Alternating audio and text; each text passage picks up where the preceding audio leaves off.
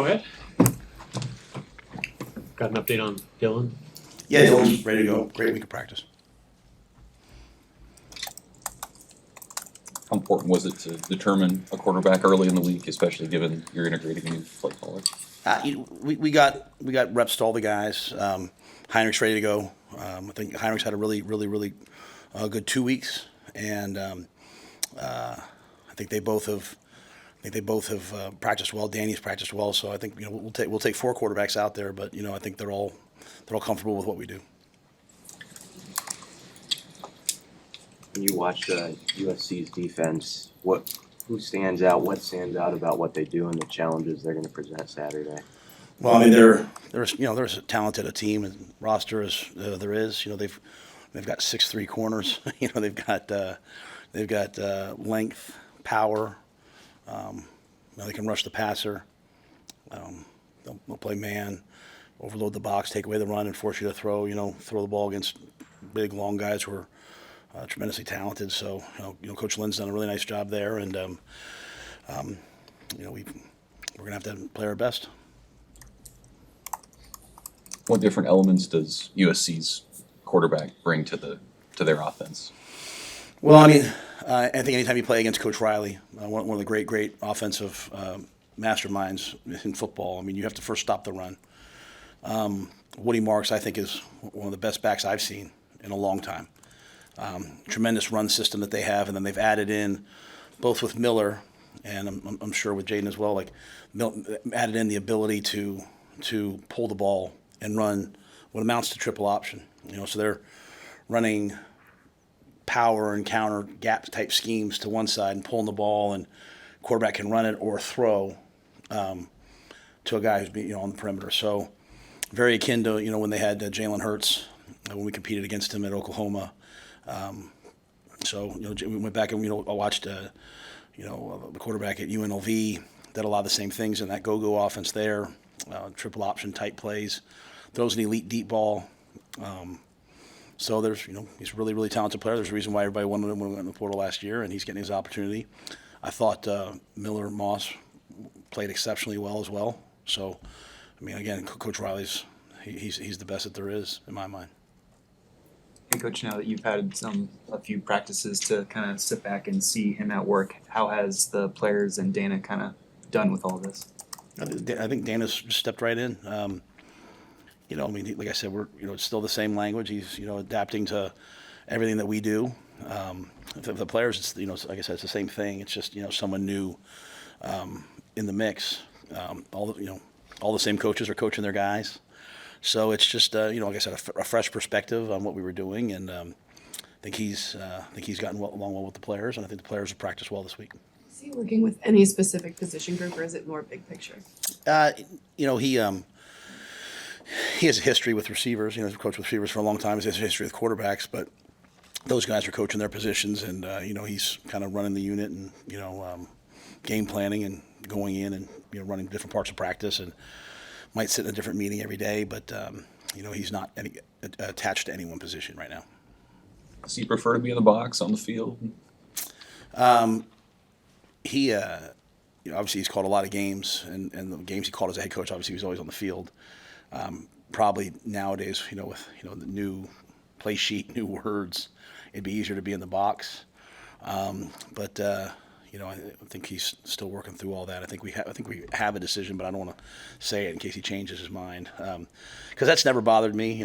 I've always felt like wherever someone feels most comfortable, it's at the end of the day, it's the play call that matters the most. But I wouldn't be surprised to see him on the field, and I wouldn't be surprised to see him in the box. We're still working through a little of that.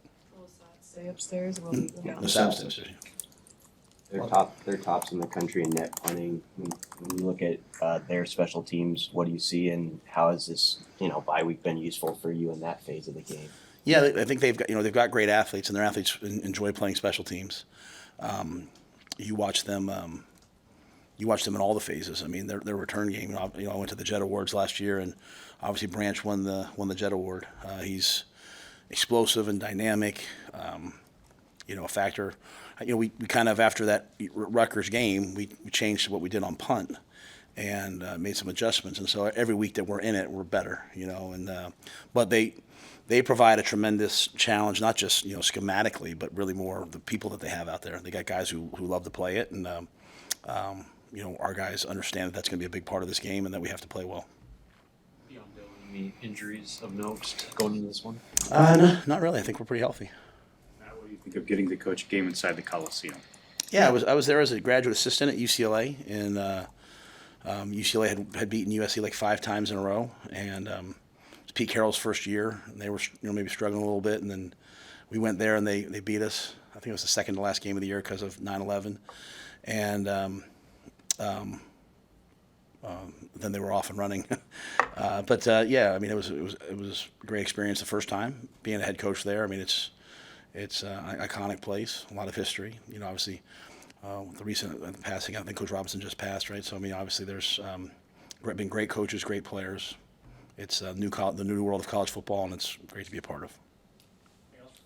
Matt, when you usually have a whole off season to kind of install a offense, play call, all that, like trying to jam that into 2 weeks, just what kind of adjustments does that take on your end to kind of expedite that?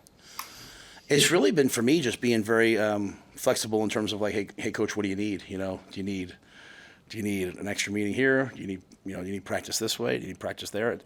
It's what I've always liked to do. I've never been very rigid with those things. I always liken it to if you're a golfer and you're struggling off the tee, you don't want to go take a chipping lesson. You want to work on your driver. And so, to me, it's always being flexible in the process of what we need, and adapting to Dana and kind of what he needs to get ready, but also then he's obviously adapted to the situation that he's in. But a lot of credit to him. I mean, he didn't have to do this. He didn't have to step in at this point. But I think he sees the challenge in it. He also sees the opportunity, and same thing for us. Obviously, it's a little bit of a challenge, but I see a tremendous opportunity here, and I have to be flexible. He has to be flexible, and it's been fun, to be quite honest with you. It's been a great week, really 2 weeks, just to make this thing work. So, we'll go out there on Saturday, we'll play.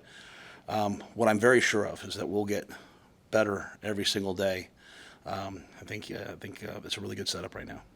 Are there elements of his integration that have been smoother than you thought? I mean, a lot of talk about the challenges. Are there some things that have just been really smooth? I think the whole thing's been smooth. I think the whole thing's been seamless. And I think like the way Sat, Glenn, Garrett, Donnie, EJ, the way that they've made it seamless, because